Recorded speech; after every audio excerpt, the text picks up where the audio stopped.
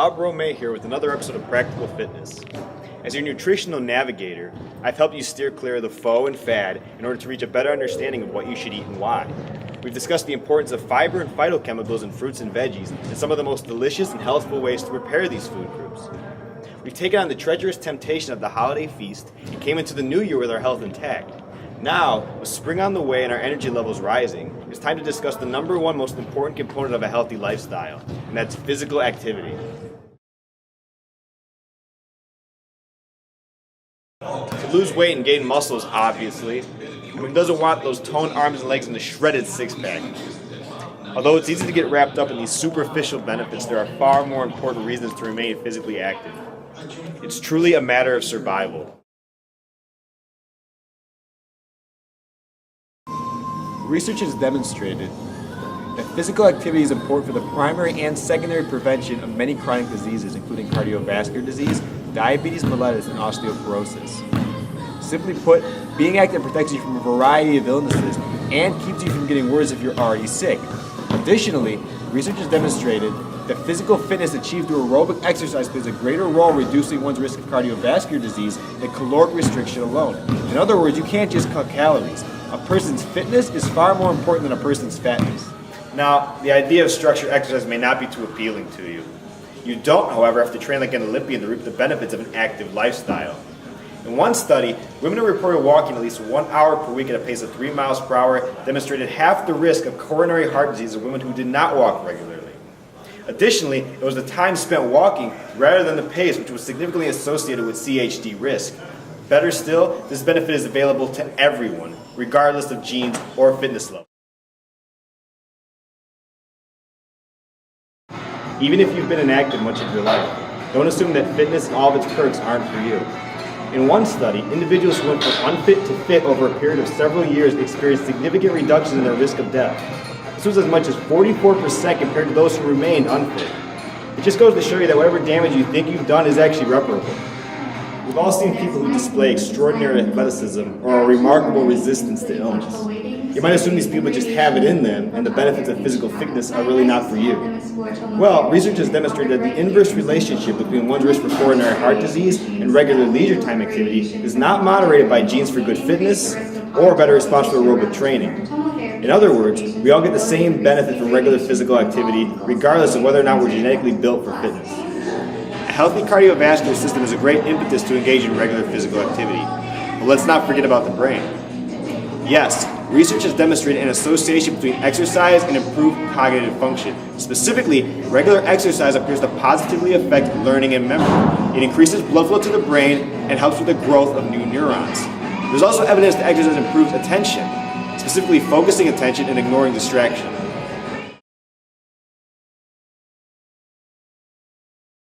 All workouts have three major components: the warm-up, endurance conditioning phase, and the cool-down. A warm-up consists of 5 to 10 minutes of light to moderate intensity aerobic activity.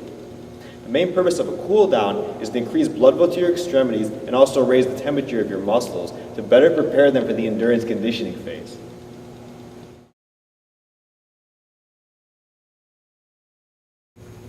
All warm-ups should be followed by a good dynamic stretch routine. You may have heard the term dynamic stretching before in your PE class or practice. Compared to motionless static stretching, dynamic stretching involves constant motion that mimics the movements performed during the endurance conditioning phase. By mimicking these movements, you prepare the muscles and nerves for coordinated activity. This creates a usable range of motion. Additionally, mobilizing the joint cavity used in the endurance conditioning phase increases flexibility and helps prevent injury. Here are a couple dynamic stretches for you to try. Tuck chin to chest, then lift your chin as high as you can. Bring your left ear to your left shoulder, then your right ear to your right shoulder. Turn your chin laterally to your left shoulder, then laterally to your right shoulder. Perform about 6 to 10 repetitions of each of these with slow, controlled movement. Place your feet apart, slightly wider than your shoulders, and put your hands on your hips. Make slow circles in a clockwise, then counterclockwise direction. Now twist your torso and hips to the left, then the right, shifting your weight on the left and right feet respectively. Perform about 6 to 10 repetitions of each of these. Start with small circles and gradually widen to really warm up and loosen the muscles around your shoulder girdle. This is an excellent stretch for warming up key leg muscles, including quads, hamstrings, glutes, and calves, as well as loosening hips and psoas. Be sure to use slow, controlled motion and really reach with your arm. Try to touch the heel with your opposite hand to stretch your groin and its adductor muscles. A more advanced version of this stretch involves trying to touch your heel with the opposite elbow instead of the hand, resulting in an even deeper groin stretch.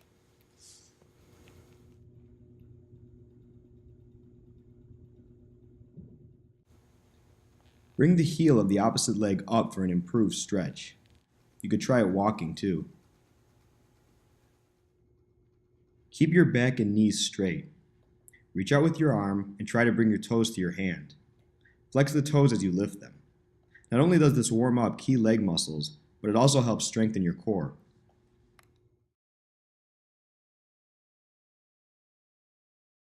So now that we are thoroughly warmed up, our muscles and nerves are prepared for activity, and blood is coursing through our extremities, it's time for the conditioning phase. What I'm about to show you are a few workouts that can be done in 30 minutes or less. And nearly all the workouts I have for you are known as calisthenics. Calisthenics refers to exercises that use the body weight to create resistance. They require almost no equipment except maybe a jump rope and can be done pretty much anywhere. There's also a significantly reduced chance of injury, meaning beginners can just jump right in. Start with your body in tabletop position. Hands under the shoulders, but just slightly out, keeping your elbows locked. The shoulders, hips, and feet should be parallel. Bending your elbows to your body, slowly lower yourself until the hips just touch the floor. Then, press up with your shoulders and hips rising at the same rate. Always look forward. Start at the bottom of a push-up position. Then press up. Drive your feet towards your hands, keeping them shoulder width apart with toes pointed forward. Jump straight up, keeping your hips and arms out high. Clap above your head. Start with your feet shoulder width apart, toes pointed slightly out and hands at your side. Bring your butt back and then down, ending with your thighs just below parallel to the ground. Your head and shoulders should be aligned over your knees, and the knees should be aligned over the ankles. To tighten your core, try to push the shoulder blades together as you complete this motion. The bend of your knees should follow your toes, and your weight should be rooted through your heels. Don't let your knees fall inward, and don't hunch. Keep your upper body well above those thighs. Lie down with your knees bent and your feet flat on the floor. Position your heels about 1 or 1.5 feet in front of your tailbone.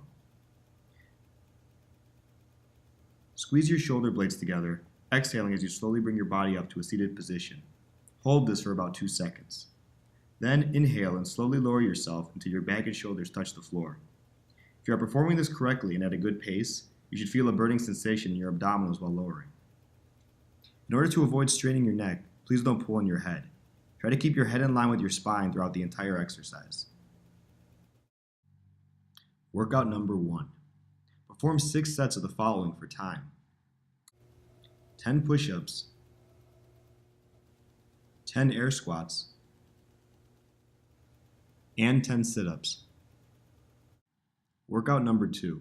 Simply perform all the following for time, taking breaks when needed: a 1-mile run,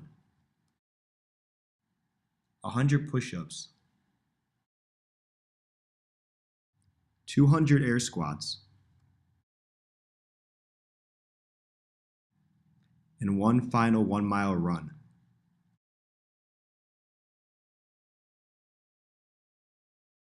A typical cooldown consists of 5 to 10 minutes of moderate intensity activity that you gradually dial down as you go.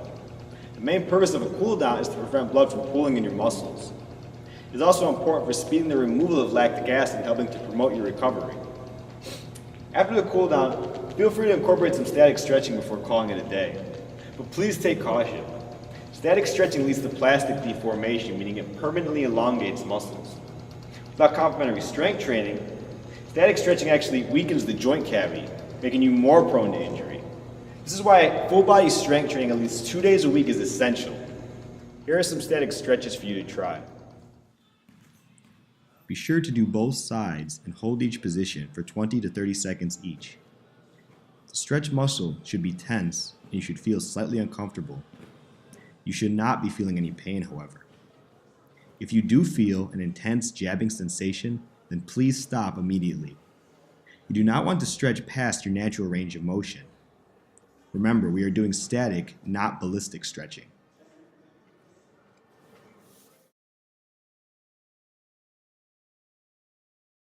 Finding the motivation to continue working out can be a challenge. That's why I've compiled a list of tips to help you overcome this challenge. In order to be consistent, it helps dramatically to make a plan. A plan should include a group of cues, a reward, and the actual workout routine itself. Select cues and rewards to make the workout more appealing to you. Choose a convenient route for your runs. Make an energizing playlist to listen to during your workout. After, mix a nutritious smoothie or enjoy a delicious piece of dark chocolate. Whatever plan you come up with, make sure you write it down that you can see it every single day. Invest in some good workout clothes. Too often I see people working out in polo shorts, jeans, cargo shorts, or flip-flops. Not only is this dangerous or non-functional in the short term, but it really damages your motivation to work out in the long term. When you're wearing a good pair of stylish workout clothes, you're more likely to embrace the image of an exerciser and make it a part of who you are. Also, consider establishing a pre-workout routine to do before each workout. You should do the same exact thing every time. Go at the same time of day. Put your workout clothes at the foot of your bed. This regularity will ensure that you make it a habit and prevent your willpower from breaking down.